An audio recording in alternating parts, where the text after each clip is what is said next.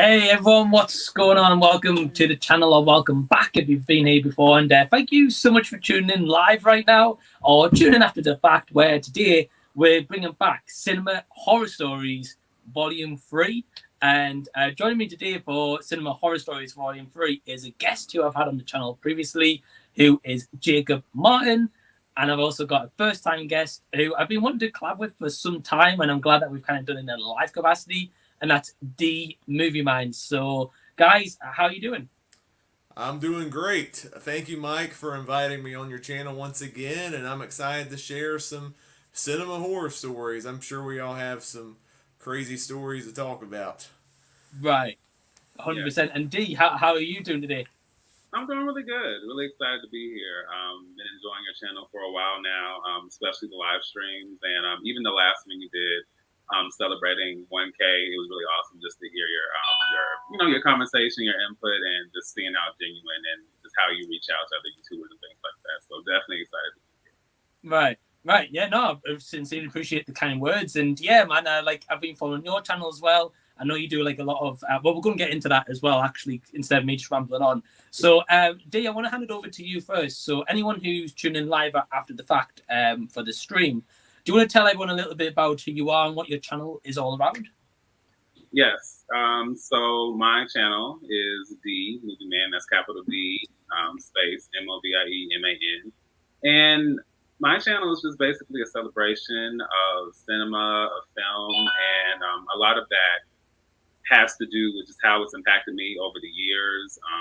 A child to a teenager and now an adult, and just how special the experience of cinema and film can be. So I do movie reviews and the occasional trailer reaction, and even when it comes to television, I do the occasional TV show recap and just diving into certain shows from episode to episode, or even like a season review.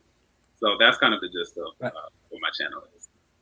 Right, yeah, and as I said, I kind of like watching your channel for a while now. I've seen that you have started to do like TV recaps of Bridgerton more specifically recently, and they've been going really well for you, I've noticed, and that's awesome. And one thing I also admire is recently you teamed up with Elliot from IMO Reviews and Sean from Lost in the Reel, and you kind of been doing like 10 like WTF movies and 10 kind of like list movies. And I think it's cool that you guys do them in two parts, where you have one part and your guest has like the other part. So that's really cool. And for anyone who's interested in the Movie Man's channel, which I highly recommend you should be, the link is in the description box. Please go subscribe to his channel. He's such an awesome guy. And D, welcome to the channel. And Jacob, my man, well, you've been on the channel quite a few times now. You've been on some live streams. You've been on like movie collabs. And yeah, for anyone who has missed you this entire time, do you want to tell everyone a little bit about yourself and what your channel is all around? Well, my channel, I cover like a wide variety of stuff, movie wise. Like, I'll do like, I have weekly series like Superhero Saturdays where I drop like my comic book reviews on Saturdays, and I have Celebrating Disney where I cover a bunch of Disney stuff. I do a bunch of director projects where I'll review complete filmographies of different filmmakers and then rank said movies when I finish. D, you got me on a good kick. I know you're doing the TV recaps. I'm actually going to start that this week, but not with Bridgerton, but with Downton Abbey. I just watched the first episode of that this past week. Never watched the show before, and it's a really great start. I can't wait to see where the rest of that series goes. So that's going to be coming on the channel real soon. So All right. that's some really exciting stuff. Awesome. Yeah, and I like that you guys do like TV recaps. I've only ever done one for like a Back to the Future special they did last year.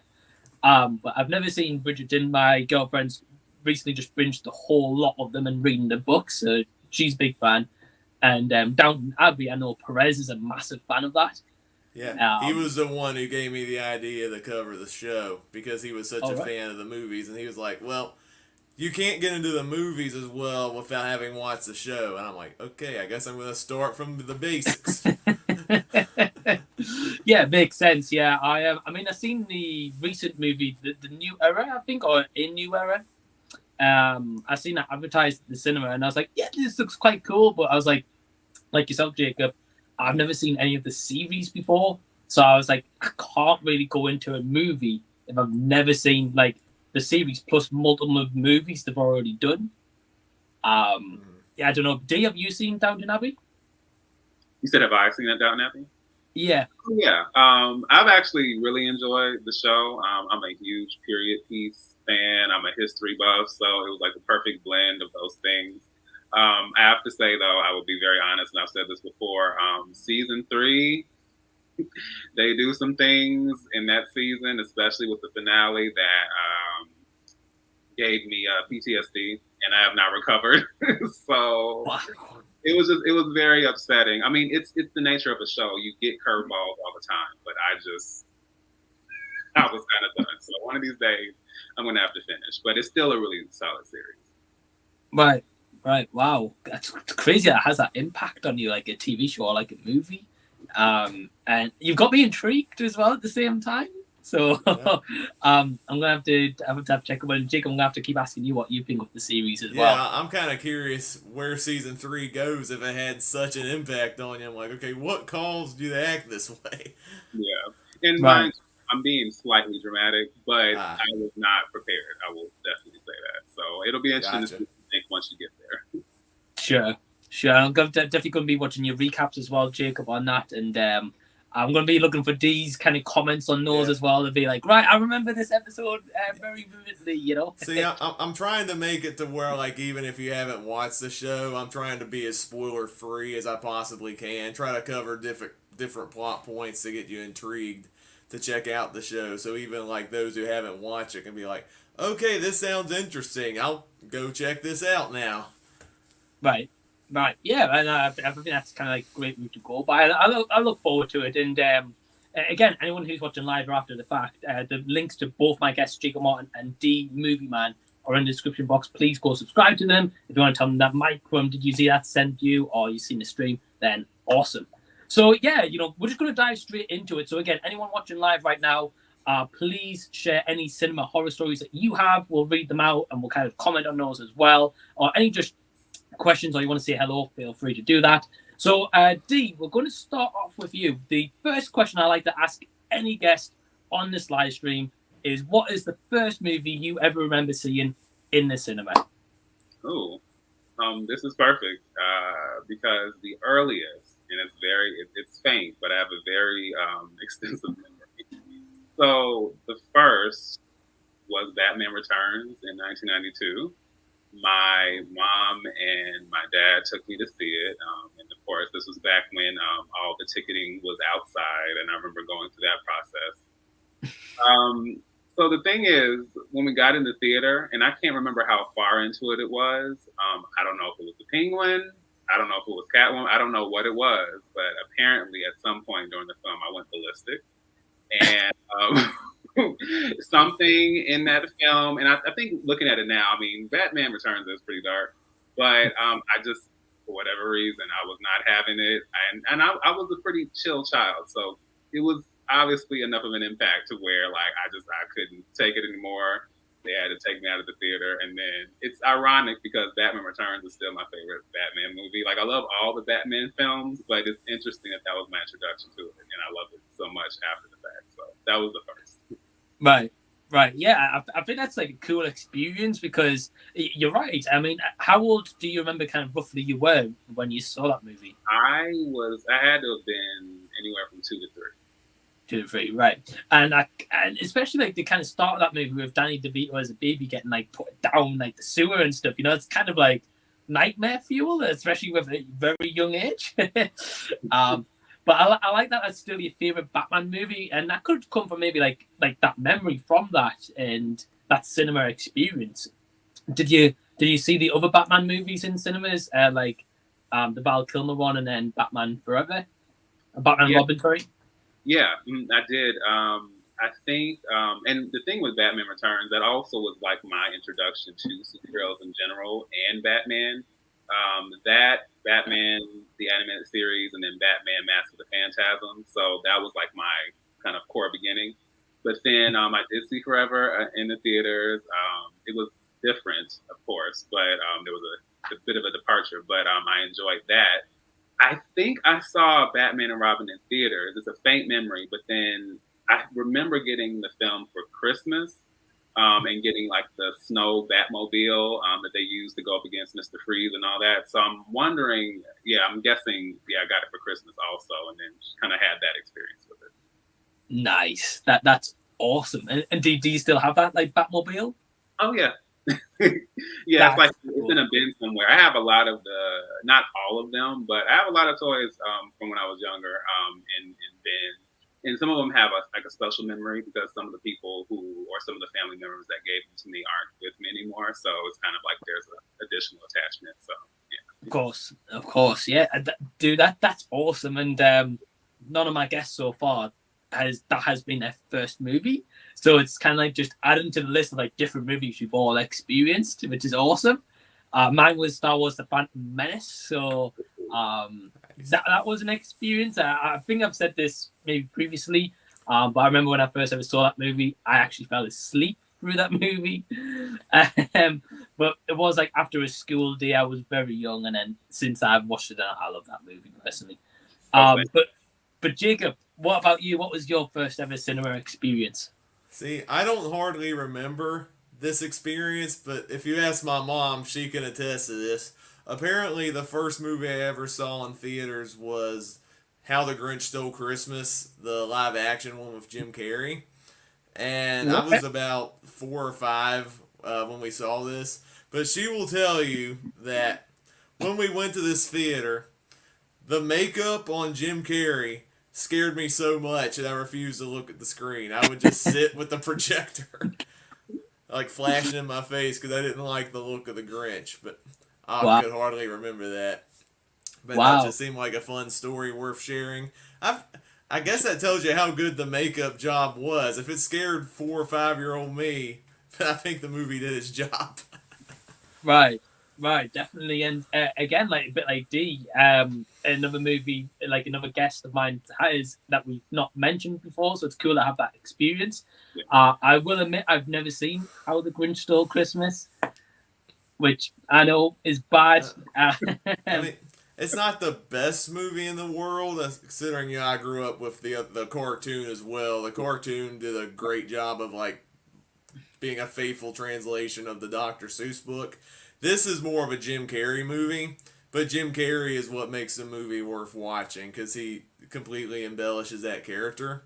Right. So it's even though I have issues with some of the story aspects, it's still worth watching for Jim Carrey. Mm. Yeah, for sure. And I mean, I'm pretty sure we've all probably seen like a lot of memes and a lot of like little clips here and there of that, and that's what I've seen anyway. Um, so yeah, awesome stories, and I love like the different experience between you both, Batman Returns and How the Grinch Stole Christmas. And I think without further ado, we're just going to get straight into this. This is what I'm looking forward to. So, Jacob, we're going to start with you. Just before we do, actually, we've just got a comment from JCX Fund to say, "Evening, guys. Hope everyone is well. Just tuned in. Looking forward to hearing some stories." So, yeah, hey, Joe from JCX Fund. Hope you're doing good. Thank you for tuning in live. And yeah, anyone who's tuning in live right now, feel free to share your first ever movie experiences or any kind of horror stories that you have. And again, we'll read them out and we'll kind of comment and react on those as well. So, Jacob, I'm going to hand it over to you because I know that you have been in some of the live streams with D as well, and you guys have been like wanting to share some stories, so I'm excited to hear them. So, Jacob, go ahead, tell us an embarrassing or cinema horror story that you have experienced. I would say probably the biggest horror story that I've ever had in a theater. Had to have been in 2013, and the movie was Pacific Rim. We have a dollar theater nearby where we go, where it takes a couple months before it gets to that theater after it comes out, but sometimes it's worth going there just for a cheaper price. So we went to this dollar theater to see Pacific Rim. I think it was in the late summer. It might have been Labor Day weekend. And so I think it was like a 3:45 showing if I'm not mistaken, and we got there right at 3:45. But this is in the age where they didn't do reserved seating or anything like that. Whatever ticket you get, whatever seats available, you're there. And we came in as a family, and the whole theater was packed. There was no empty seat in sight. And so we were looking. The only seats that were available were on the very front row. And so like, okay, we'll just sit there. Man, that was a miserable experience because you got the giant screen in front of you, and you got to bend down like this and watch the whole movie on the reclining chair.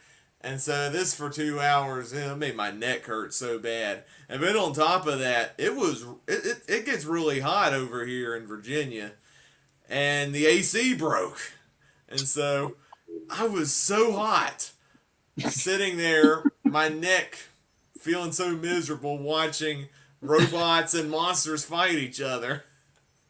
I was enjoying the movie, but the experience was terrible. And I think even the projector broke, I think, even during the preview. So I was even hotter just from the 30 minutes spent that they had to fix the projector.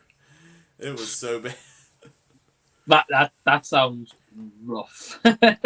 Thankfully, all the many times I've rewatched Pacific Rim at home have been a much better experience. Right. But especially kind of like that experience where you're meant to be watching this kind of like dumb robot battle, and I think we've all experienced a movie at some point where we've sat in the front row, or the second like row at the front, and there's nothing worse. Like you're right, your head's back all the way like that, and I remember that happened a bit of a similar experience with when I went to see the first Johnny English movie. I think it was kind of like a bit similar with yourself, Jacob, was unreserved seating. And it was my mum, I think it was maybe my older and younger brother, I can't quite remember. And we were literally the front row for Johnny English. And yeah, it wasn't fun. Yeah. After that experience we had, because of that bad experience, up until they did the reserve seating in a bunch of theaters now, we're like, okay, we got to be there 30 minutes before the movie starts. We need to get a good seat. Right.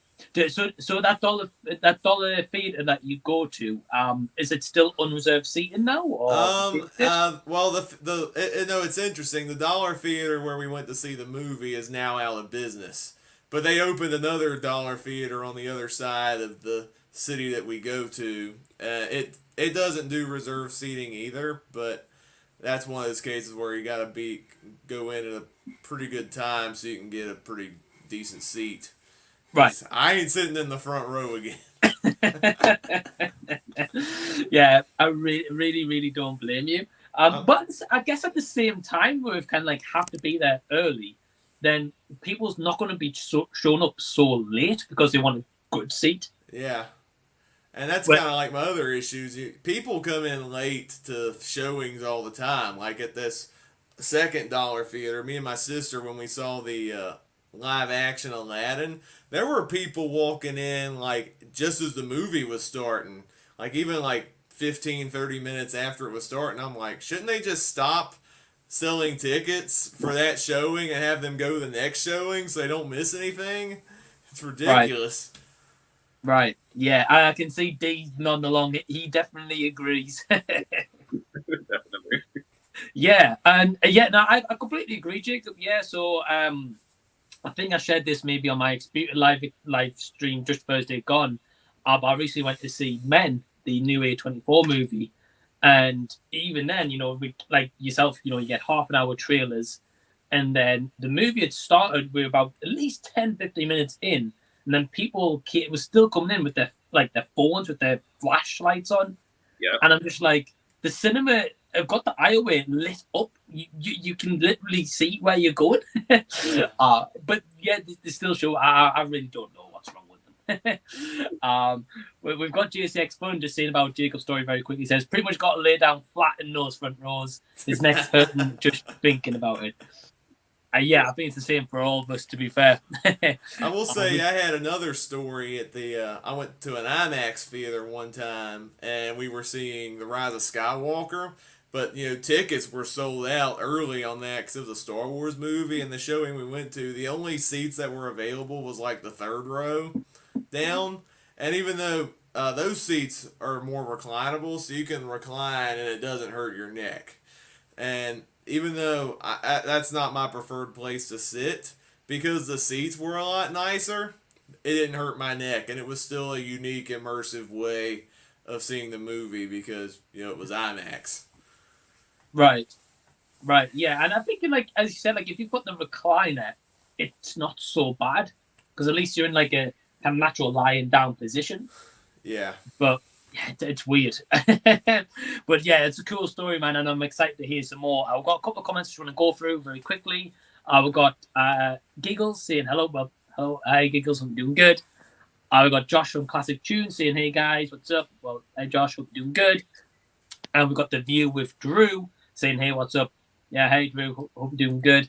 And yeah, guys, again, if you're live right now, please comment like any stories that you have or any kind of horror experience you've got, and we'll share them. But now it's time to move over to D Movie Man. D, go on, share a story with us. All right. So actually, what Jacob said is a perfect segue as far as the whole getting places early, because I have kind of perfected my movie experience. Let's just say whenever I go to the theater, I have a certain way I've structured things, and this really has started when I was in college because that's really when my big kind of going to the theater experience started. I would kind of venture off myself, and I would just kind of get used to just watching films because I enjoy the environment of the theater. I enjoy the big screen. I enjoy smelling the popcorn, the neon lights. It's been like that actually since I was a lot younger. But that was my then opportunity. Like, hey, I can go and literally just do this myself without anybody else. But the thing is, because I've gotten so accustomed, like I know that I need to get here at this amount of time. I need this amount of time to get my popcorn. If I need to go to the restroom, to get my seat, and then put my stuff down and the trailer because I want to get everything. Like if I paid for it, I want They sometimes have commercials before the trailers, and then they have the trailers in the movie. If there's something after, like I want to see everything. But the thing is, everybody's not me. So this was a way where, and I'm not picky. Like I leave room for people to navigate the movies in a different way. However, this was a time where I didn't have a car, so a lot of times I would take a taxi. Sometimes I would walk. Just kind of depends on how I felt that day. But Sure. this was someone who had told me that, hey, like we want to go to the movies and, we'll give you a ride. So don't worry about it. And I had this feeling in my head like, maybe I should I don't know. I wasn't used to that. But the film in question was Avengers Age of Ultron. And I know this had to have been that Friday or that Saturday that it came out, the opening weekend. And I know with these kind of films, I know how that goes. So I was like, okay, are you sure? Because I can just meet you there. And they're like, no, we'll pick you up. And the time.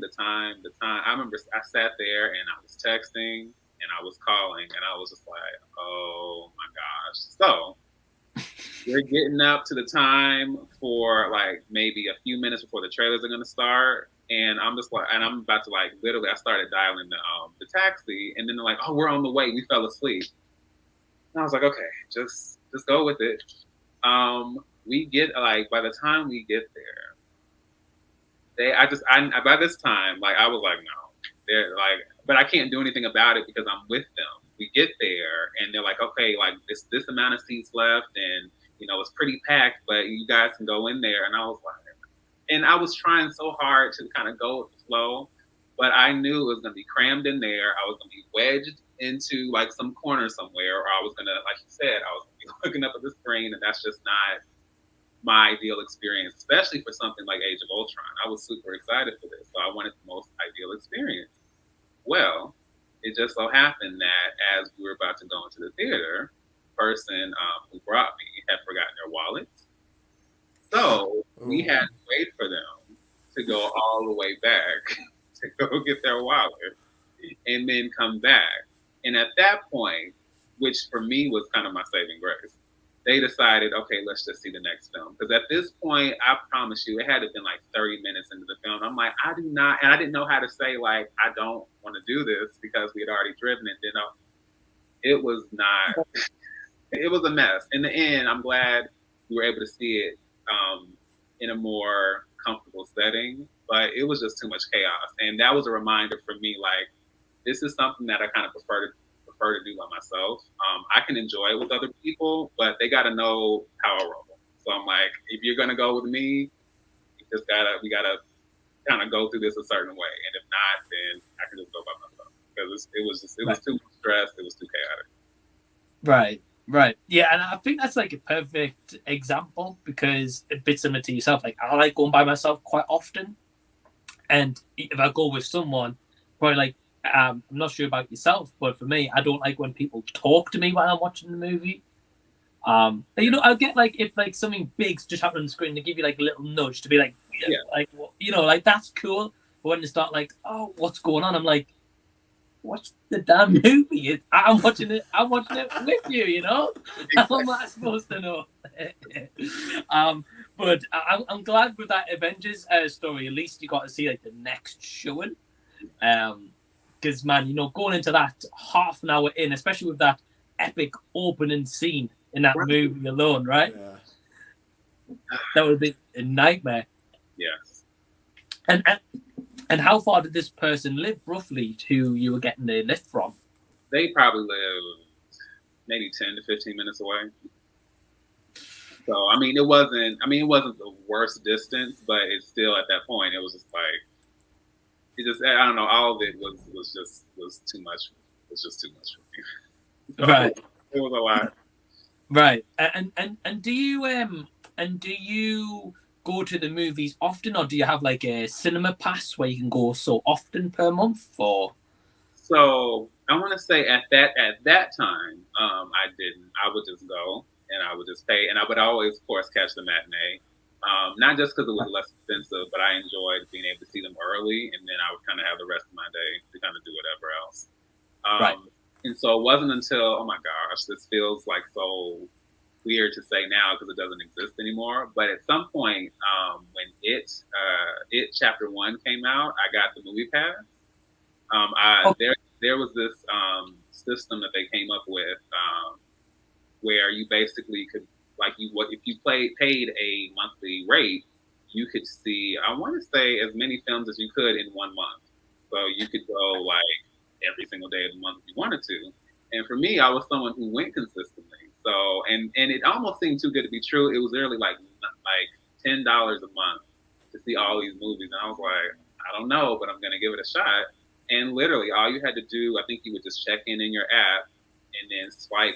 They gave you this card, and you swipe it, and then they would print out a ticket, and then you just keep on going. And so Movie Pass is really what kind of got me on board with, oh my gosh, I can see a movie anytime that I want to. And then from there, but the thing is, Movie Pass, once they used to have a certain amount of money you would pay a month. And then when they dropped to the 10, they got all these new, I guess subscribers or new customers, but then they didn't consider how much that would cost. And so they kind of started hemorrhaging money as they went on, kind of bleeding out money. And they didn't structure that properly. They should have just kind of raised the price back up. So eventually they couldn't sustain that. And from there, I went on to AMC A-List, which is kind of the theaters we have here. Right. Yeah. And when I speak to Anthony Perez, he's got AMC A-List as well. And basically, AMC, I think, owns Cineworld, our version here in the UK. Oh, okay. Right. Of that. So our version, I think, slightly different to yours because we pay a monthly premium as well. But we can go see as many movies as we want every single day. Right. So I think one day I've done 4 movies in one day there. It was from very early, 9 o'clock in the morning to 9 at night. I was there, including all those trailers. It was a fun day. But yeah, that's cool to hear about your experience. And we've also got a commentator, G6, when saying, D, you are being too polite for your own good. They hate bad time management, which I think we can all agree on with that one. And he says, sounds like your friend pulled an Alan Harper from 2.5 Men and accidentally forgot his wallet. Probably wanted you to pay. Yeah, I was thinking of that example as well when before that comment came in. I was like, that's an Alan Harper. We've got AJ from AJ's Movie Place saying, hi all. Hope everyone is keeping well. So yeah, hey AJ, hope you're doing good. We've got another comment here saying, The View with Drew, An American Werewolf in London is my favorite horror movie of all time. Well, that's awesome. Awesome movie, and kind of like a sneak peek for anyone who is interested in the channel. Also, about an hour to an hour and a half, within 90 minutes from where I live, the Slaughtered Lamb pub is actually located not too far from me. Oh. So at some point, I'm going to go do like a vlog. I'm going to go experience like a road trip vlog. So keep an eye on that. But yeah, thank you, Drew, for that comment. And again, anyone watching live, share some horror stories. So yeah, they definitely, like, you've got your own routine when you go to the movies. I do as well, like you. I like kind of like seeing, although I've got like the cinema pass, I still like seeing the movie trailers and kind of everything beforehand, so I'm prepped. Or if I'm not interested in the ads that they're showing before the movie trailers, I might go on my phone and maybe do some like editing of like a movie thumbnail or something that I'm making for YouTube. Jacob, do you have like a cinema routine? It's mainly just go to the theater, order my tickets, pick my seats, go to the bathroom. If I'm in the mood to have popcorn, I'll get popcorn. I don't get popcorn all the time because it's too expensive. Or sometimes I'll have supper and I'm not too hungry to eat popcorn. Or I have like if I go to my Regal Cinema, I have the rewards system to where if you get enough points, you can get like a free popcorn. I'm like, if I get a free popcorn, I take it every time. I ain't turning down free popcorn. So sometimes I'll get that. And pick the seats and then just enjoy the movie. Right. That's cool. I mean, over here we don't do like a reward system for like free snacks. We just get like a set discount. D, what about your cinema at AMC? Yes, they have a reward system for theirs, and when I've gone to Regal, I'm familiar with that also. Actually, the theater, I want to say I think it's called GTC, but there's the theater where I went to college in that town. They kind of had like a thing where you can kind of like rack up points, but it wasn't as easy to kind of collect points as Regal and AMC. So actually, I think if I look right now, I have a few kind of stacked up because I go way too often. But yeah. Right. And then at Regal, it's not just free popcorn, but you can also get free drinks and even free movie tickets. And Oh wow! Especially the free movie ticket, it's it saves you money, especially if you have other people that come with you. Like a lot of times, my sister goes with me to the movies all the time, and if that saves us a ticket, then I love that system. Yeah, I don't blame you, but especially if the movie's not that good.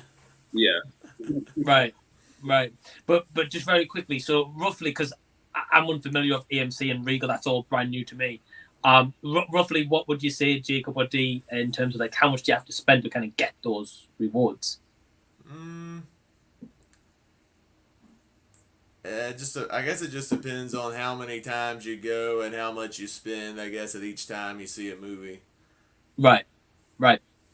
Yeah. Oh, go ahead.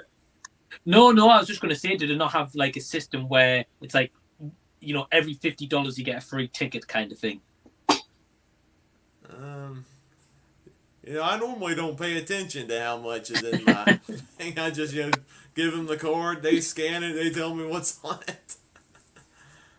That's fair. That's fair. Yeah, I would say ours is kind of similar. Now, part of what I've done two things. On eBay, I don't know how I found out about this. This was like some years back I found out about this. But on eBay, they have like concessions coupons. So it's like you get such and such. Oh, wow. You get like buy one this, get one free, and like they have a bunch of them. But then you're paying like you pay this amount for the coupon, and it's kind of like less than what you would pay for anything else. So I've done that before. And then they also have their AMC Classics. So those are like the old school theaters without all the bells and whistles and the recliners and all that. And you can purchase a refillable bucket, and when you get a refill every time you go, it's like a discounted price for that. So that's something else I do. Right.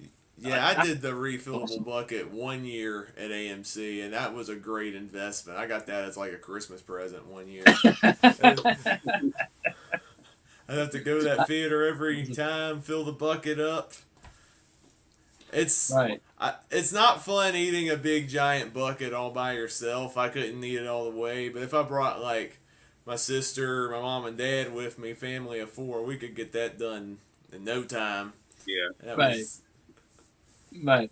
That's awesome. And do they still do like the eBay discounts now, coupons, or is that I believe so. I haven't actually I was just talking about that with someone. I was like, it's been a while since I looked, but I'm pretty sure they're still there. I'd be surprised if they weren't. I'd But yeah, have to check that out. That sounds like an awesome way to save some money. yeah, it was like a little hidden gem. I thought that was so interesting. right? Well, anyone watching, go check out eBay. You might get some discount coupons for your next cinema trip. That's awesome. I didn't know about that. I wonder if they do that for in the UK. I'm intrigued. We've got a couple more content. We'll get back to some stories. We've got Giggles saying, years ago, before any movie passes, I remember spending an entire day at the theatre sneaking in to see different movies. Yeah. Right. I don't know if I've actually ever snuck into a movie. I don't know. Have you guys snuck into a movie before? No, I think one time I wanted to see one movie and they printed out the ticket and it was for a different movie, but I didn't want to see that movie, so I went to the other room instead of the movie I wanted to see. But I think aside from that, I haven't done much sneaking around. Nah. D? It's not something I've done consistently, like an all day thing. I feel like it's one of those things where I've seen like one thing, and because I would spend a lot of time in the theater, and because sometimes I would have to walk or go through other measures to leave, I was like, well, what's in here? I would just so happen to see what was in other theaters, and I might go and watch, but it wasn't something I did necessarily consistently or to save money. Some people just really didn't want to pay. It wasn't that kind of situation for me, just to kind of be there and see what else was there. Right. Yeah, I think we've all kind of had it where we've walked past like a movie screen and you just hear like some loud noise and you're like, whoa, what's playing in that screen? Right. We've actually got a scenario-based question here. So JCX1 says, it's a crowded cinema. The only seats available are next to a kid who asks a million questions throughout the movie to their parent, or someone who has a weak bladder and is constantly getting up for the toilet. Who are you choosing to sit next to? Oh, that's an easy answer for me. The one with the bladder. Because if you're sitting next to the kid who's being so talkative all the time, that's the most annoying thing you'll ever hear in your life. And so just to get up to help somebody out, to me that's not as annoying as the other. So I'd have to choose that one. Right. D? Yeah, I was gonna say the same. And it doesn't. I mean, yes, I understand the movement, the constant movement may be annoying, but I don't mind. And it can be uncomfortable enough to walk past people, and so I try to be considerate when that happens. I'll just kind of adjust myself and clear the way. But I cannot do. And it's not just because they're children, but I've had some experiences with children in the theater, and that dynamic can be taxing, to say the least. So, yeah, right. I'll go flatter. Right. I think I've got to agree with both of you, because the thing is, at least if someone's got a bad bladder, you're going to get a couple of minutes each time they're gone to have that kind of respite. Yes. Whereas the kids, you can't shut a kid up, to be honest. Yeah, exactly. Yeah. Well, thank you for the question, GSX. And again, anyone who is watching live, please tune in and just leave any horror stories you have. We've also got Jimmy Lee from In the Front Row saying, jumped in for a bit. Glad I could watch live. Hi, friends. Hi, Jamie. Thank you for tuning in live from Australia right now. I hope that you're doing good. So, Jacob, the roulette wheel's back to you, my man. Share another horror story that you have. This kind of ties into the whole kids in the room question, because I have a couple of experience where there have been some kids that have done so many annoying things to where it kind of ruins the movie for me. This is quite a few years ago now, but I don't know if you remember this movie. There was a movie that came out called Hotel for Dogs, and I remember seeing that, and there was this kid sitting behind us the whole time. It's like every 2 minutes would keep asking, "What's that? What's that? Mommy, is that the Hotel for Dogs? Are we at the Hotel for Dogs yet? Who's that? Mommy, I don't like this part. It's too sad. Can we go back to the Hotel for Dogs?" Oh my God. It was so annoying. Jeez. And in the end, did the kids shut up or did they leave? No, the kid was talking the whole time, and it took me out of the movie so much. It's not like one of those experiences, where you're watching something and people cheer and react, and sometimes people will comment and say something and it helps enhance the movie. Like Avengers Endgame was like a good example of that. Like I saw people clapping and cheering, and somebody said, I've been waiting 10 years for Captain America to say that line when Cap said Avengers Assemble, and that made the movie more awesome. But no, when you just have this chatty kid the whole time going, what's that? What's that? Are we at the hotel for dog shit? I'm like, no, we're not at the hotel for dogs yet. Just shut up.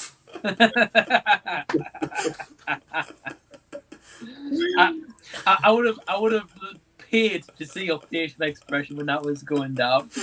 That would have been great. I don't think I've ever seen that movie. I think I've seen the DVD cover, and I think it has like a couple of like Disney Channel stars from maybe back in the day. Yeah, I think there were a couple of those actors on there. I know the main kid in that was Emma Roberts, who was also in Scream 4. Right. Okay, cool. I like Emma Roberts. So, is it a good movie? Very quickly. It's okay. It's nothing like mind blowing or anything. Like I guess it's a decent story for kids, but it's like nothing mind blowing for grown ups like you and me. Right. Okay. I might add it to my list. We'll see. Yeah. But I had another experience. I'm going to share this real quick too, if you don't mind. But I saw Guardians of the Galaxy opening weekend, and there were these like rude kids that were sitting in front of us the whole time. And again, it was one of those cases where it ruined the whole movie because we've all seen Guardians of the Galaxy. We know how it opens, where Peter Quill's seeing his dying mom, and they must not know how cancer works because they saw that mom and are like, oh, she's bald! I can't believe the mom is bald! I'm like, that's a rude thing to say. Wow. I was like, that was an embarrassing moment to be in, I'll tell you that. And I hate to be the parents of those kids who said that, because if that was the parent of those kids, I'd go out and whoop their tails for saying that. Oh my gosh, that was horrible. That's awful. And did they say anything else like throughout the movie? Did they make any other comments? I don't think they made his comments as bad as the beginning, but that was so bad to the point where I didn't like the movie that much when I first saw it, and it was multiple rewatches at home where I'm like, oh yeah, Guardians of the Galaxy, it's an awesome movie. But that's easily like probably the worst cinema experience I've had with a Marvel movie. Right, but you still remember that specific moment though whenever you watch Galaxy.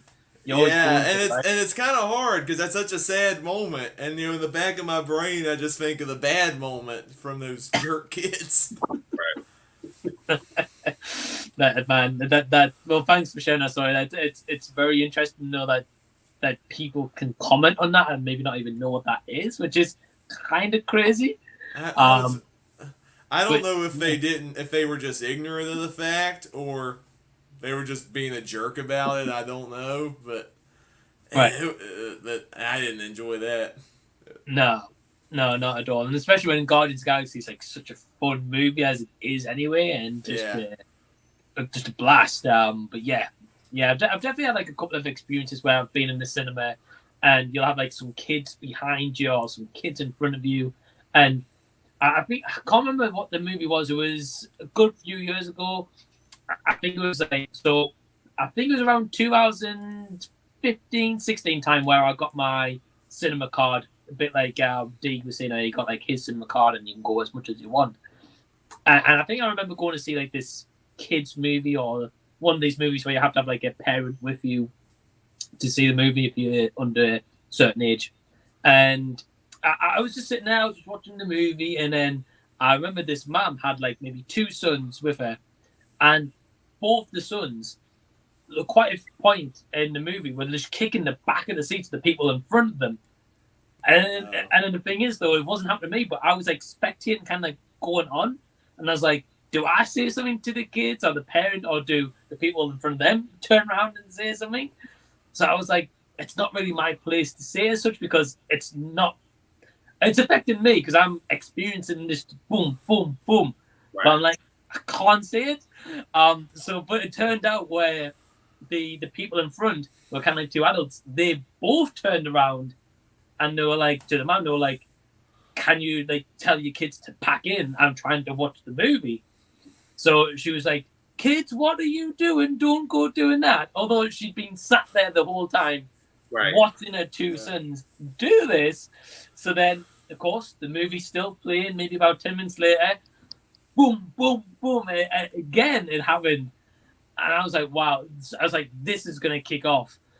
And basically, these two people who was getting their chairs kicked turned their back around against again. They were like, look, we respectfully told you before, like, can you pack this in? We're trying to watch the movie. And eventually, the mum and the two sons left because she was frustrated that they turned around and actually said something to her. And I was like, what's wrong with some people's mentalities? I'm like, your sons were the ones who kicked these chairs. It's crazy, just crazy. Kids sometimes at the cinema are the worst, or young teens, they're also the worst. But D, do you want to share another story? Yes, I was cycling through what to mention, but since we've already mentioned kids, I'll throw one in.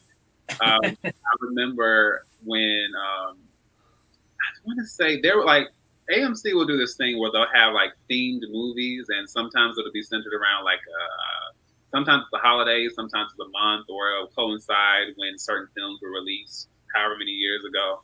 And so I think it was something about, I want to say it was maybe something about Disney and, kind of changing the perception of what a princess is, whatever. And so they showed, I want to say they did Tangled, The Little Mermaid, Beauty and the Beast, and maybe Aladdin. Might have been something else. But they showed those 4 films. And I was like, well, I don't think I've seen, with the exception of maybe Beauty and the Beast. And I'm still not sure about that one. But I haven't really seen any of these on the big screen. And most of my experience with those, especially Tangled, I had such a great time with Tangled, but I had such a great experience watching these. Well, I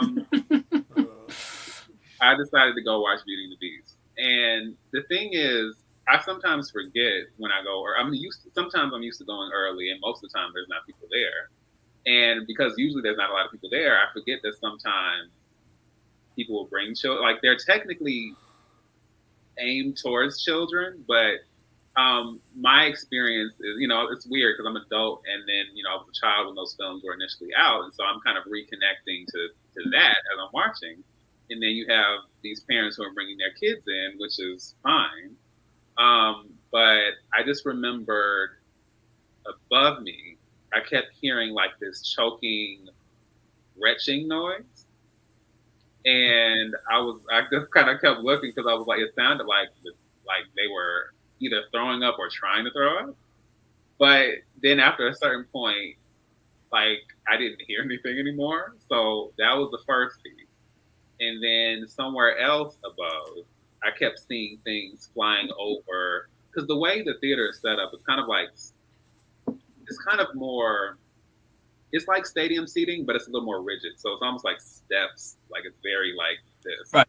And they'll have like this little pane of kind of like glass or plastic over. But I could literally kind of see stuff flying over the little pane of glass or plastic. And I just kind of, and it wasn't near me, but I kept looking like, okay. I was real put off by that, and then I could kind of hear the kids, a couple of kids on this side, but still at that point, a lot of my focus was on the film because I'm like, hey, this is a special film to me. I'm good.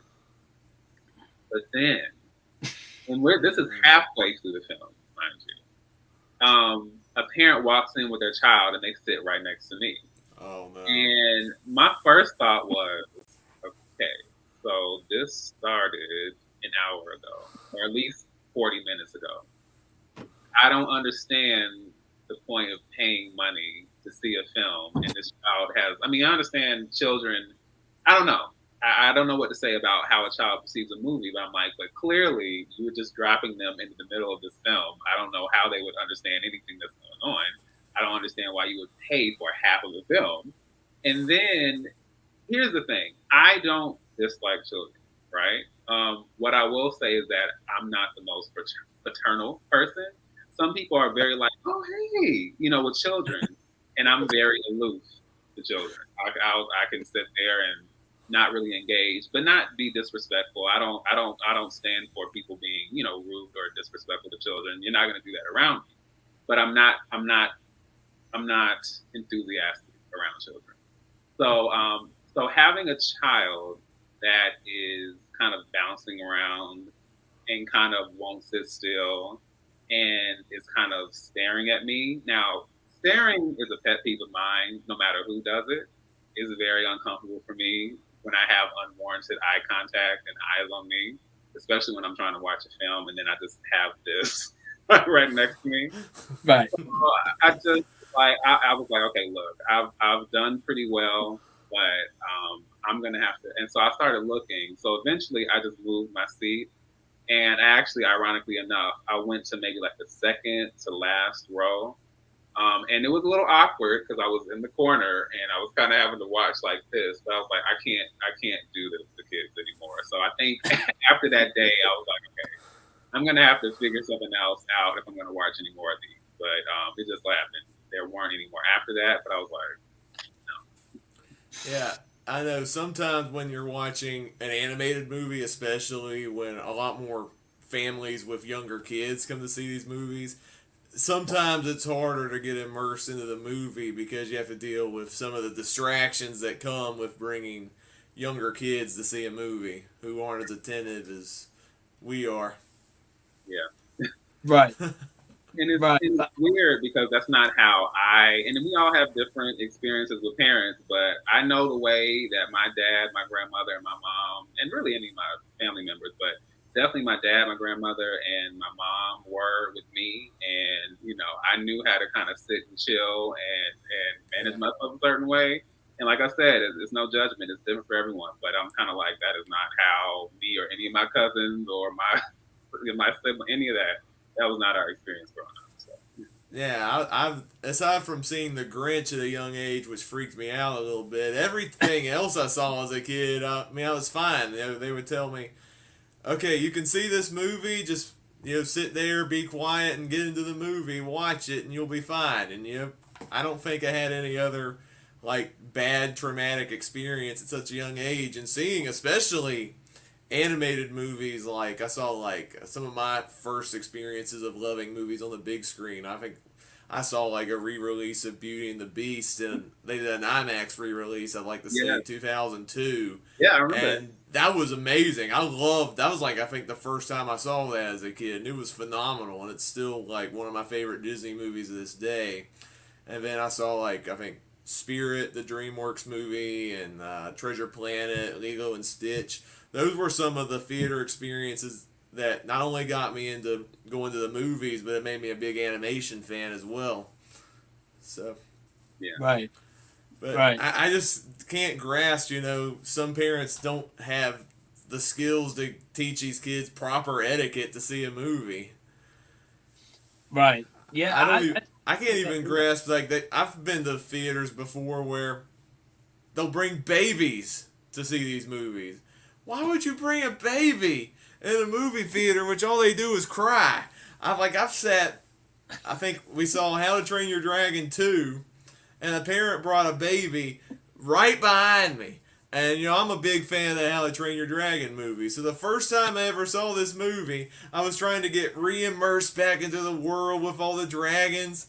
And every 5 minutes, the baby cries. I'm like, oh no. Nothing worse. Firstly with D, with your story, nothing worse than when something's going on, and it might be something minor, and you're like, right, that's kind of strike one. I can kind of tolerate that. Then there's something else, and then as you said, especially when someone comes in and sits next to you, and then just you can feel the heat from their eyes. Right, it's so uncomfortable. It's awful. And Jacob, what you were saying about a baby, it's so true. I don't know about you guys, right? But anyone who I know who's had a baby, the only time I've ever heard a baby sleep for hours and hours and hours on end is nighttime when they go to sleep. Yeah. Besides that, they may have like a 30-minute nap or a 40-minute nap or whatever the case should be. And I don't get that either because I remember a bit like Jacob there. I remember there was this one screen. I wish I knew the name of the movie, but I really can't remember. And I went by myself, and it was like, so over here in the UK, we have a rating called 12A, which I don't know if it's you're like PG-13, something like that. That sounds like it. Yeah, like if you're not 13, you have to have a parent with you. I'm assuming it's kind of same for you guys. Or not I think much? PG-13. I think you have to at least. It's like parental guidance. I think. Yeah. Right. So yeah, so with our like 12A ratings, again, if you're not 12, you have to have a parent.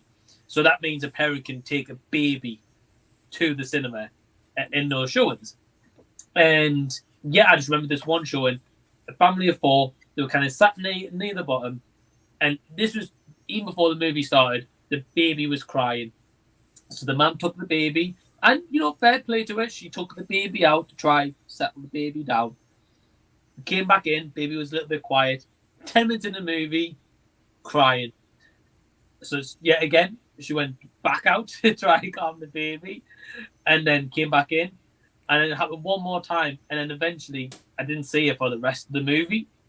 But it's just like she's paid for that ticket, and it's just like I don't get why people would bring a baby, especially when here in the UK they do like special like kind of like baby kind of showings for people who want to bring babies or can't get to the cinema and dedicate time. Oh wow! I wish we had that here in the States. I mean, don't get me wrong. It's like maybe like once a week, like one show in a week they do that. But they do have like special shows for that, or they have like autism showings, for example. Like they do those kind of as well. Okay. But people don't kind of think of that, I guess. Yeah, like we don't have any of those here in the really States. You think? I mean, I'm surprised they haven't because a lot of babies come in all the time. If you have a showing where parents can come in with the babies, that's more catered to that crowd. That would be less annoying, and we don't have to worry about it as much. Right, and I think because of that, we get kind of less like parents coming in with babies in our showings, because like they say like once a week. I think the last one they did might have been like Sonic 2, where again anyone can bring their babies or whatever and go see the movie. So obviously you're going to expect those showings to be just loud and just. I wouldn't want to experience that showing. No. Unless I had a baby with me. Right. Maybe when I hit 2K subs, I'll purposely go to one of those shows that I can kind of that experience. I mean, that could be funny. But we've got a couple of comments before we carry on. We've also got Noran Rad89 saying, "What's up? How's everyone doing? Yeah, hey Noran, hope you're doing good. Thanks for tuning in." JCX Fun was saying maybe about your story, and Jacob's saying that they may the parent with the kid who came for Beauty and the Beast. He's saying that they may have been seeing a movie and decided to sneak into another showing, a bit similar to what Giggles was saying earlier. Yeah, right. Could be. And Jamie's actually asked a good question. She says, "What do people do when you move? Like, do they look offended or do they just not give a care, basically?" D? I would say, I almost, see, the thing is, I purposely avert, the way I move, I purposely kind of avert my eyes. So I don't even look at the person's direction. I feel like, my thing is, maybe this isn't the best thing to say, but I was just like, I don't think you have room to be offended. In certain circumstances, because it's nonsensical, and I don't negate how children can be, and I'm not saying you have to like grip your child the entire time. I understand it's still children, but there, to me, there's a fine line, and I feel like as far as Jacob was saying, there's etiquette, in this situation. So Right. yeah, I have a feeling. I feel like a couple of times it's been like that because I remember I was on the road with someone. I think I was seeing Teen Titans go to the movies, which was really hilarious. But Yeah. Yeah. yeah, yeah, but it was just a lot going on right here. It was a little too theatrical. It was too much going on, and it's just even the mom, and it's no disrespect, but it just felt like I was listening to a kindergarten class, and I'm like, that's not what I'm here for. So after a certain point, I was like, okay, oh well, and I just ended up moving over, and I feel like I caught some vibe from her, but I'm like, lady, I'm like, it doesn't really matter to me. I'm a very courteous person in general, but in a situation like that, you know what time it is, and I can't really be concerned as far as how you feel about it because no, it just doesn't work for me. I'm not going to be uncomfortable to make you feel better about whatever this is. So. Right. Right. Yeah. Yeah. 100% agree. And again, especially if you've paid for your ticket, or even if we have like our cinema pass, you've taken your own time out of your day to go see that movie at that particular showing. And the last thing you want is someone either like this side or that side or behind you or in front of you, like ruining that experience. So completely get where you come from. Just very quickly for myself to answer this question, I'm going to head over to Jacob.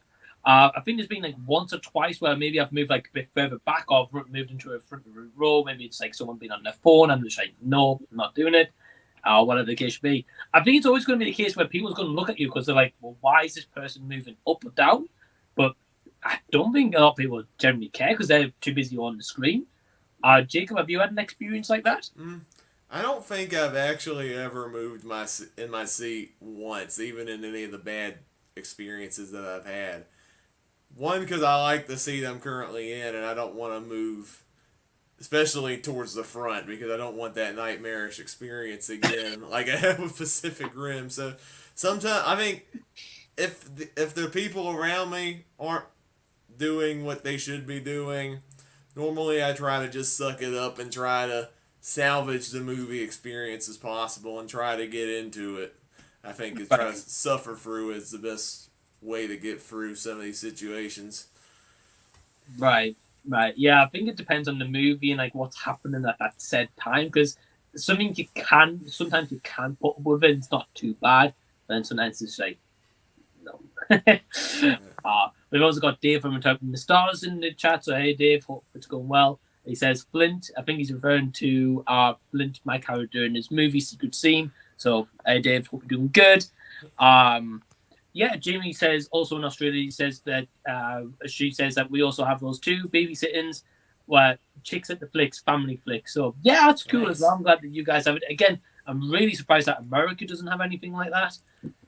I think for a while at my old Dollar Theater, they had a thing called the Summer Movie Clubhouse or something like that, where it was like kid friendly showings where I think they'd have like kids movies that would play and they can go see that movie. I never watched any of those, so I can't vouch for how good that was.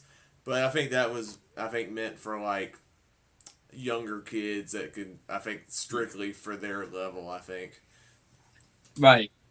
I mean, it makes sense. That was like just a Saturday morning, I think, throughout the summer that theater used to have. Right. But at the same time, it kind of gives parents a reason to take their kids to the cinema and like take them out for a movie dedicated to like everyone's in the same environment. Yeah. Whereas like some experiences that we've all been sharing, it might be like mostly adults and then someone just come in randomly with their kid, or I don't know. It's like the etiquette, I guess, as well. We got Jamie also saying for Jacob, she said same. I've never moved either, Jacob, so I'm curious if people would be like, where did they go? Or he moved because of my kid. I better control them, or if they don't bother. Yeah, I think it's a bit of kind of all sorts. We've also got another question here. GSX says, what movie or movies have we all been kind of stoked to see at the cinema, but ended up being extremely disappointed? Do one of you guys want to go first? The first time I saw Solo, a Star Wars story in theaters, I was pretty disappointed in that one. I mean, to date, it's still my least favorite Star Wars movie. Like I know people don't like the sequel trilogy, but I've personally enjoyed all of them. But that's just me. I think what didn't help at the time of my life when we saw Solo, I was, pretty low when it came to like how I was doing at work. I didn't like what was going on then, and I kind of took that with me when I was seeing this movie, even though it was Star Wars, my favorite franchise ever. But to the theater where we saw Solo, I was watching the movie and I was like, why is the screen so dark? I can't tell half of what's going on. Why did they shoot it this way? I can't even tell half of what's going on in this movie.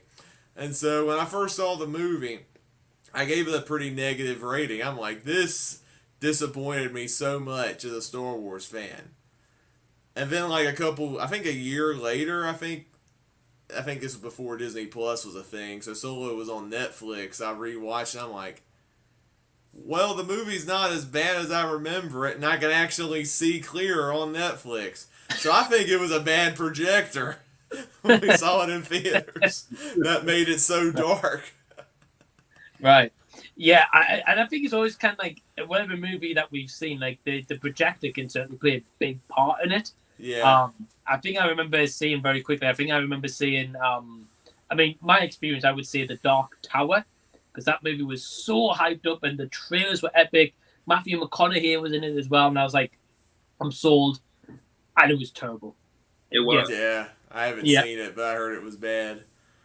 Well, Mike, I don't know if you know, but apparently they based the story off of because this is based on a book series by Stephen King, and I think they made it off of the last book in the series or something like that. So I'm like, you are adapting this series that is set within a world, and the thing that really turned me, like, that really killed it for me, I'm like, what is the Dark Tower? What is this world? What is going on? It's just like the way, it's like they just kind of threw us into it. And it's like, okay, now stuff is happening. And I never felt like there was no world building. I never felt like I was really in it. So then to find out that like, oh, hey, we just did this take on what the last book of this would be. I'm like, so you were just throwing us into it for no reason. I did not know that. No, I knew it was based on a book series, but I didn't realize that. I just thought I heard a lot about it wasn't anything like the book, and they just hodged it basically. Yeah, I didn't know that, but thanks for sharing that, man. I genuinely didn't know. But just very quick about the projector as well, Jacob. I think I remember seeing the whatever the latest Predator movie was at the cinema. Oh yeah, like, the Predator. I think it's the Predator. That's the one. I thought it was terrible. It was terrible, but as soon as the movie started, the projector, like on the big screen, it was like halfway down. So it's like talking or some like planes flying by, and you couldn't see what's going on. It was like half the screen was black, and then half of it was just like showing the movie. So they had to ultimately, it's like someone went out, told them, and then they restarted the movie. But that, like, straight away is like, well, I don't even know what's going on. I can just hear some sounds going on. That's it. But D, what about you? Have there been any movies that you've been really excited to see and there's been a disappointment? Yeah, I could think of a few. The thing is, one of them was very recent, and I know it's an extremely unpopular opinion, but I'll just go for it anyway. Just for me personally, Doctor Strange and the Multiverse of Madness was not it for me. I had some different expectations of that, and it did not quite deliver for me. And I think what didn't help is that I had just watched Moon Knight. It was either the same day or the night before, and I also had some issues with the way they ended, where they closed that series out. So that was one. At this point, I know it's probably too late to do a review, so I don't know what I'll say about it. Other than just, I think that the vision for it compared to what I expected, and after seeing WandaVision, I just saw the potential for more, especially with the universe, the multiverse piece after watching Everything Everywhere All at Once. Like watching that and then experiencing the multiverse in this film, it was like this was not quite what I was hoping for. So. Right. I would love to see you do a review on that. Because no, because I think the thing is like, you know, I think we've all seen the movie now, and I think we can all agree that there's certainly, you know, I maybe like it more than yourself for sure, but there's certainly some negatives that I have, and I just think, well, ultimately that was pointless in the overall picture of it. Right. And like you said, if it was between Doctor Strange and Everything Everywhere All at Once, I'd go for Everything Everywhere All at Once. Personally, like that's such a good multiverse movie, on probably like half the budget Doctor Strange got. Right. Like the only saving grace of Doctor Strange for like one of the biggest ones for me was Sam Raimi and the horror vibes. Right. That was brilliant. But it's like the story and like the emotion behind it is Everything Everywhere All at Once with the Daniels. That was great.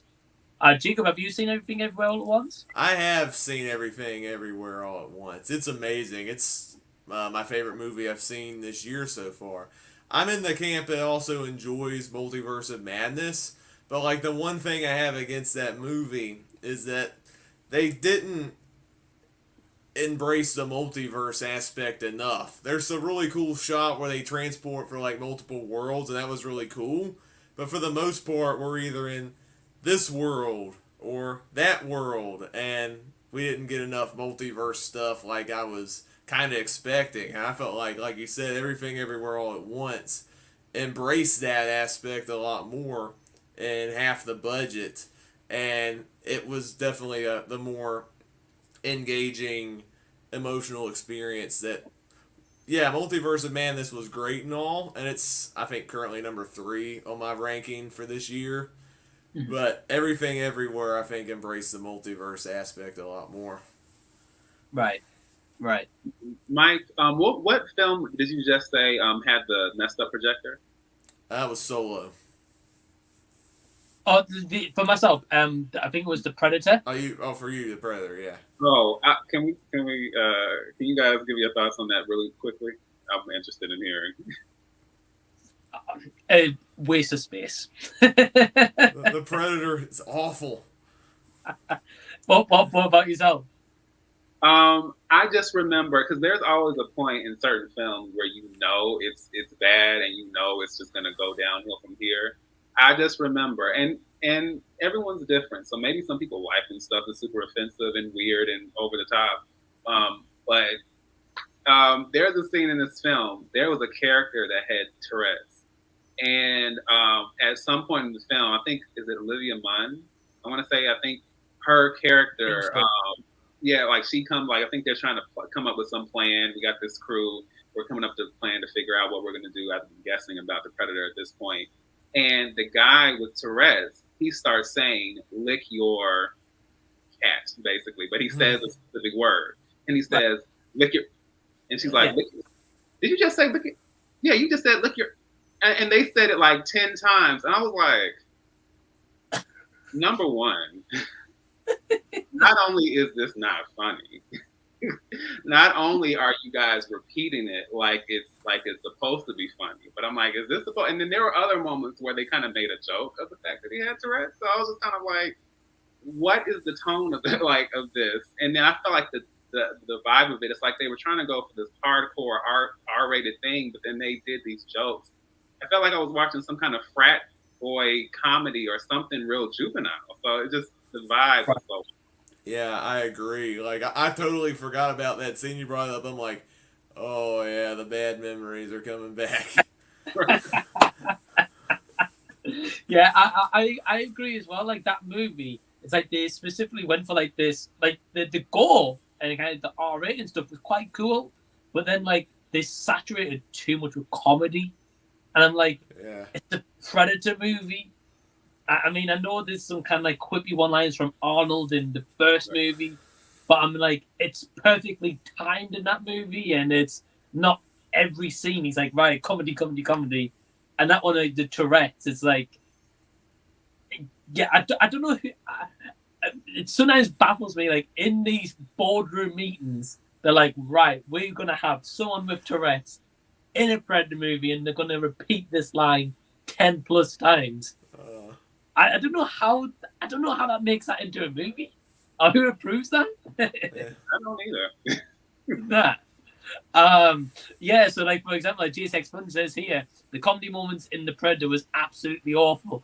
I don't know if it was the gags that were unfunny or the horrendous acting, or both. Probably both. Probably both. Yeah.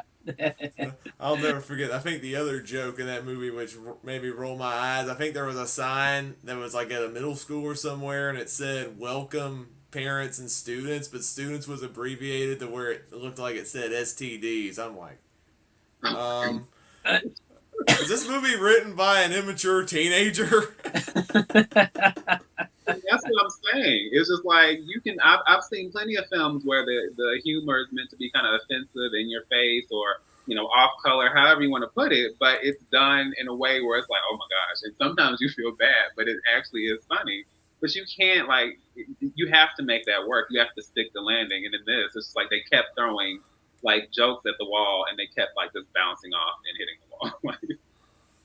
It's so true. Again, I just don't know how they get approved, or when they get watched back after they've shot the take, and they're like they're rolling themselves with laughing on the floor and being like, "Wow, it's so funny, brilliant, bravo, bravo," and it's kind of like that awkward moment in Joss Whedon's Justice League when the Flash and Wonder Woman. That's all I'm gonna say.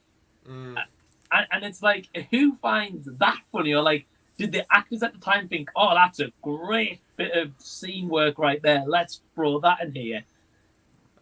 I think I had read somewhere when they did the reshoot, Gal Gadot did not want to do that scene because she thought that was inappropriate, and so they got like a dummy instead, and you can tell that was a dummy that the Flash landed on. I've only ever seen that movie once when it came out, and wow, that was enough. I rewatched it, I think recently for my Superhero Saturdays after I saw the Zack Snyder cut. Ooh, the Zack Snyder cut makes the other cut much worse. Like, it was tolerable before the Snyder cut came out, but now we got the Snyder cut. It's unwatchable. Right. It's so bad. From day one, I think I was one of the, I don't want to say the only, but I'm just saying within my peer group, I guess, and from what I was seeing online, I felt like I was the only person who was just like, this is kind of horrid. I mean, like, there are moments here that are fun or interesting. Like, I know how to go with the flow, but there were so many bizarre changes and so many bizarre, like, the thing. And then I remember kind of thinking, like, I know how Batman versus Superman ended, and this in no way connects to that at all. Like, when they showed the dirt rising up, I'm like, that has nothing to do with this. And I think the worst part, because at this point, I don't know if I've said it before, but I sometimes wonder, I don't know if I'll actually do this, but I sometimes could see myself being a screenwriter, because I love writing. I used to write movie reviews before I did YouTube. And I just love like solid writing. And so something in movies I've learned to appreciate is when the dialogue is on point, or characters say things that have a lot of weight or meaning, or they're thought provoking and all of that. So it now is a thing where something bad or weird, it'll stick out to me. So when Lois tells Clark after after the whole battle with the Justice League, and she smells something, and she's like, "You smell good." I'm like, is that because he was just a corpse? Is that why he smelled good? And then there was another part where, what line? Oh, there was after the battle was over, Cyborg says, "Man, my toes hurt. I didn't even know your toes could hurt." Who wrote this? And there were moments like that, but it's just like when certain things hit, I'm like, there are just moments where you just think, like, who talks like this? And why do you think that the audience is going to receive this as like, ha ha, like, that's funny. Right. Yeah. Just cringy dialogue, and especially when, like Jacob said, he went back and revisited that Justice League from maybe 5 years later. it still doesn't hold up now. It didn't even hold up then, but it's actually not now. It's worse when you got the better cut. That was the version we should have got. Right, for sure. We got another comment here. G6 says, just like Mike says, it's Predator. It's an action movie, not a comedy. With the way they've treated the Predator movies lately, wouldn't be surprised if Will Ferrell or Adam Sandler will be in the next one. It's possible. Oh, no. I would pay to see Adam Sandler in a Predator movie. I would love to see that. I mean, to be fair, he has done some serious roles like Uncut Gems and Reign Over Me. So, has he ever been in like an action movie like that? If you count, oh gosh, if you count, I guess Pixels. Does that count? Which one? Pixels. No. He did some film called. It ended with the word Zohan. It's when he had like this hair. It was coiffed, and he was like supposed to be like some kind of like action star almost, but it's like he had the blow dry. Like it was really weird. I never saw that one. As You Don't Mess with the Zohan, right? Oh, there we go. Yeah. I haven't seen that one either. No, I haven't seen that one either. Oh, apparently he had a cringy action movie on Netflix with David Spade. I can't remember what that was called. The Do-Over is, I might be wrong. But yeah, I wouldn't be surprised. But yeah, so I've got a little bit more time, but we're going to share one last story. So, D, do you want to share one last story in your arsenal of stories you got?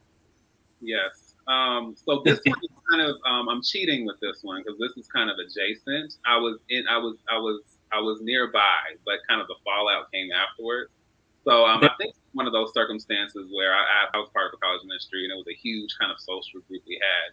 And then I've also have other friends outside of the ministry that I made. And I want to say this was a day where we had some new people we had met or whatever. Sure. And this was some years back when The Gift came out with The Gift. Jason Bateman. There we go. With Jason Bateman and Rebecca Hall. And I remember that film really subverted my expectations because it looks like your typical, someone goes unhinged and then, they stalk the family but they really it's not what you would expect. It's not that at all. There's a lot. I love that movie. Yes. Yeah. There's a lot deeper elements to that I wasn't expecting. So, I enjoyed it. I told people how much I enjoyed it. And it seemed like for the most part, most people had enjoyed it. Well, then later on social media, there was a little tete-a-tete going on because the person made a status saying this film was dry and this film was overrated and I didn't see the big deal and just on and on and on. People can feel how they want, but it just had this air of just kind of, I don't know, passive aggressiveness. I don't know. It was just really cynical and all that. But I was like, whatever. That's how they feel. And so someone, got underneath.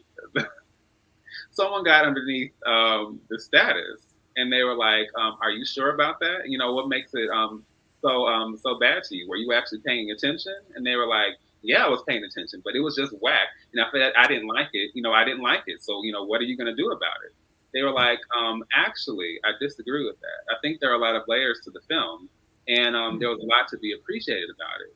And see, the thing is, had you opened your ears and opened your mind instead of opening your mouth to give your boyfriend head on the floor of the theater, maybe you would have gotten that and paid attention. I was like,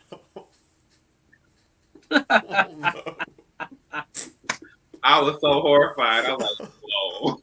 I was really firing shots and dropping bombs on social media like this. And I don't know if this was going on and while we were. Yeah, I was so taken. Wow. That's awesome. At that point, that's the best time to just walk away. Yeah. Right. Oh, man. That, it's like, what do you say to that, Right. And Jason said, bet the boyfriend enjoyed the movie.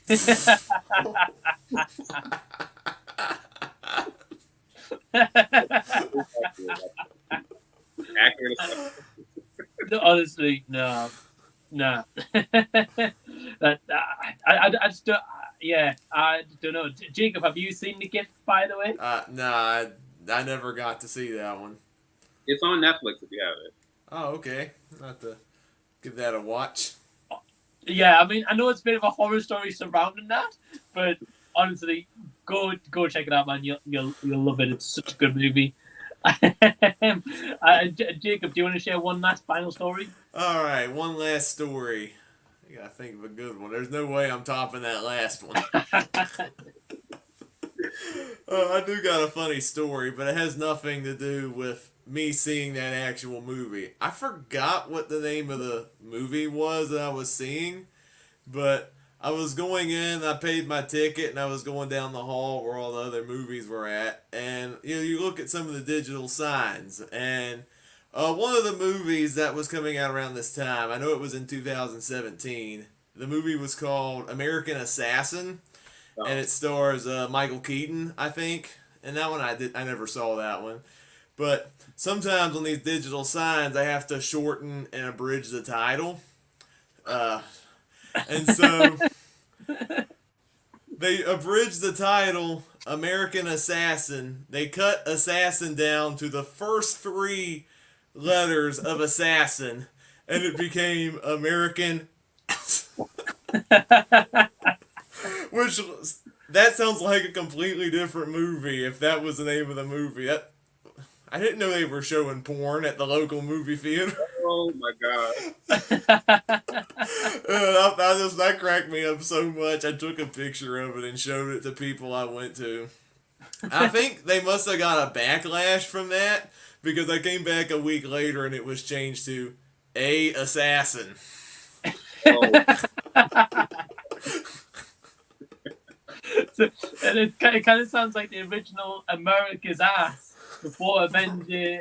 Before Captain America popularized it.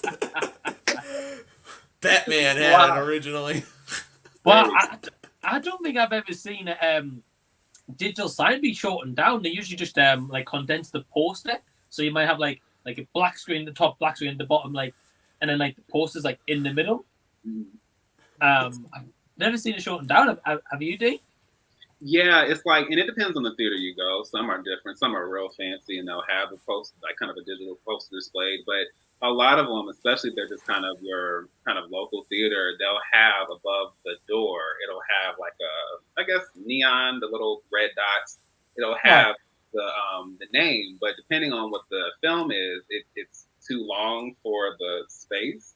So they will abbreviate, sometimes. I think like if it's Pirates of the Caribbean, they might say Pirates of the Caribbean, and kind of stop it somewhere. And they'll just cut it off. But yeah, that's definitely a good example of that. American Ass. But I mean, because like if you haven't seen a poster or heard of that movie, you're gonna be like, what the hell? What the heck is this movie? That's a awesome. Porno next door. Right. Yeah, no, so just a very quick shout out for Jamie Lee as well, just being so supportive, and she's always on live stream supporting other YouTubers, so awesome, Jamie. Just to kind of wrap this up, well, firstly, I just want to thank both Jacob and the Movieman for being on the stream. Absolute blast. Please, anyone who's watching live or on this on a repeat, please go subscribe to their channels. Their links are below in the description box. Both awesome YouTubers in their own respective right, and both got awesome content. Very quickly, D, do you want to just kind of wrap things up and just let everyone know what you've got coming up on your channel in the next week or two or so? Yes. So I plan on finishing out season 2 of Bridgerton. Just knocked out 3. I'm probably going to go ahead and knock out 4 and get that out this week. Just also released a collaboration with my good pal, Lost in the Reel. The top 10 films that changed us, and just kind of really looking at the impact of certain films on us as movie buffs, as film critics, but also as human beings, kind of going just beyond the entertainment piece. And from there, since it was requested, I believe I may do a tardy review of Doctor Strange and the Multiverse of Madness. And hopefully when Jurassic World Dominion comes out, I can hopefully get a review out about that also. Awesome. Awesome. Yeah, I'm looking forward to seeing the video with Sean because I think it was released either late last night. Is that right? Yeah, I think I think giving your time. Yeah, I think it was. Oh yeah, I think it was probably later in the evening when it came out your time. Right. Right. Cool. Yeah, I still have to check that out. I was out all day yesterday. Got home late and just went straight to bed basically. And then today I've been out all day as well. So I'll probably end up catching it tomorrow. So you'll see a comment on your channel tomorrow when I've seen it. But yeah, please go subscribe to D. He's finished up on Bridgerton. If you've seen it or you haven't seen it, some cool recaps as well. And yeah, some great content coming on the way. And I look forward to your Doctor Strange review as well. I'm excited to hear your thoughts on that because I'm sure there'll be maybe some negatives there that I haven't even picked up on. So excited to see it. And Jacob, my man, what have you got coming up for the week? Coming up on my channel this week, let me look in here real quick because I cover a wide assortment of content. I'm looking at the schedule. The video dropping tonight, I'm reviewing the 1972 Billy Wilder comedy Avanti, which you might not have heard of, but that was a fascinating movie. I'm reviewing the Western Maverick this week as well. Richard Donner directed that one, starring Mel Gibson and Jodie Foster. Love that movie. Wow. So underrated. I'd never seen that before until this recent viewing, and it was such a blast. It was such a good movie.